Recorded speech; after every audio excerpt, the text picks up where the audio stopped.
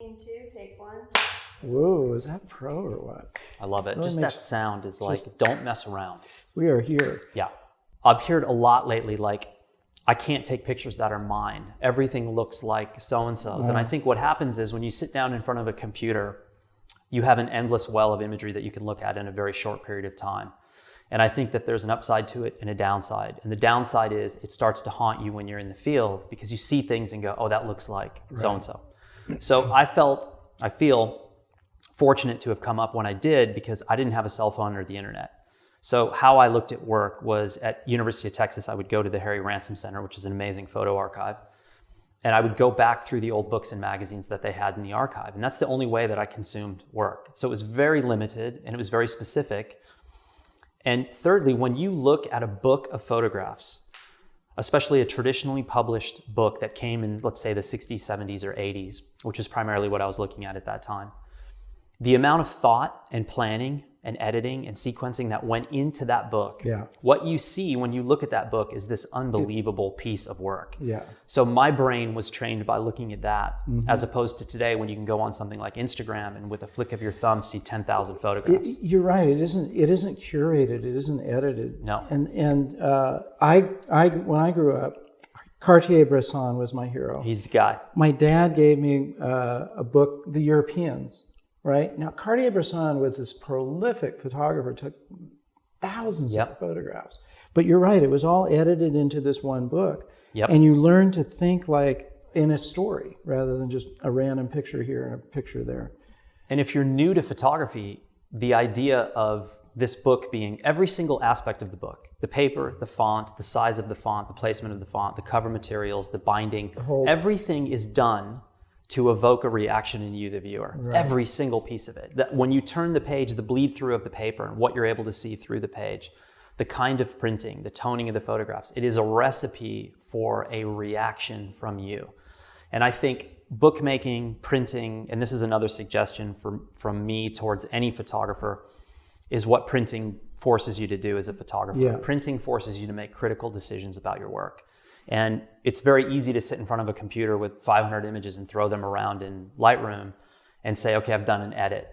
But when you start to say, I need to choose one of these for a cover, and then I need to choose an image that starts the sequence of the book and another that ends it, all of a sudden people are like, wow, this just got a lot harder. Exactly. And my advice in this regard is that don't sweat it. It's actually fun. It's challenging and fun. I've made 200 plus books in the last 5 years. Many of them are terrible and no one will ever see them. But I did them and then got them and looked at them and either said, hey, I was kind of on that day, or boy, I was like clueless that day. Right. But they each teach you something. And the key part is spend the time, the critical time and the critical thought on the work, because it will make you better when you go into the field with your camera, because you start to realize, I don't need 50 pictures of something. I need the picture of something. When you have to make a print, get it framed, you're making a big decision, obviously. You are. And it can be expensive. Yep. But as long as everything's just on the computer or in your phone, there's no joy of really seeing the final product there. I'm definitely a print snob. It's one of the few things I'm snobby about. And I actually don't think you are a photographer unless you print your work. And I don't mean printing every single frame that you shoot, but it is coming full circle as a photographer. It is your last opportunity to put your fingerprints on this before it goes into the world. Putting fingerprints on a digital file is very difficult. It's like someone said the other day, no one's asked me to sign their iPad. You know, you sign a physical book. I love printing. I print everything. So it doesn't matter if I'm messing around at the hotel tonight in the parking lot shooting pictures. I will edit that, and if there's anything decent, it's printed. It's probably only going to be printed. Do you print them on contact sheets first and then? I FTP them to a local lab. Prints now are so cheap, so inexpensive. I FTP it to them a couple times a month. I drive over, I pick up this collection of prints, and I keep journals. And I've kept journals since the early 90s, and I've been writing in journals since I was a little kid. So I print and put all these things in books. And it's, to me, like, I love picking up a book from 10 years ago and opening it. You can never remember all the details, but you open this thing and see these photographs and the little notes you made. It's the best thing in the world. And it's like, at some point when I'm dust, these books are going to be somewhere. Yeah. And I always kind of jokingly think like my nieces and nephews may end up with these books and them sitting there going, throw them away. Like, who knows? Because they're going to look at them and be like, what's all this old stuff? But probably not, though. I hope not. Probably not. If they do, I'm going to be ticked. I'll get my revenge come somehow. back and get them. Yeah. Haunt their house. But no, I think the thing is, there's the statement that you took the time to create that book, or you took the time to make a great print.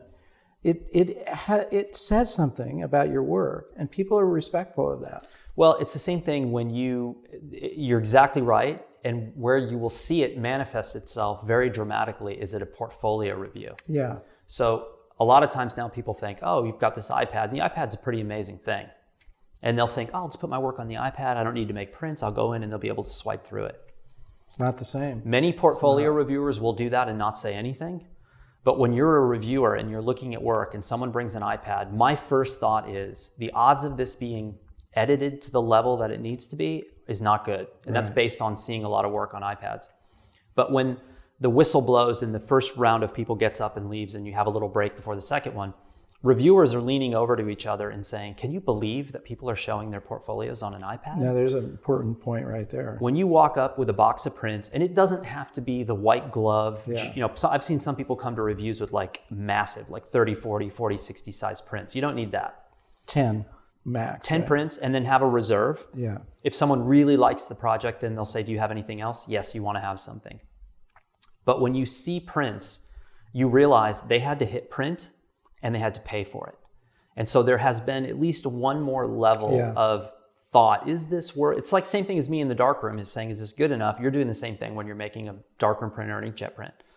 Plus there's that physicality of it with the light reflecting off the paper. What size texture, did you print?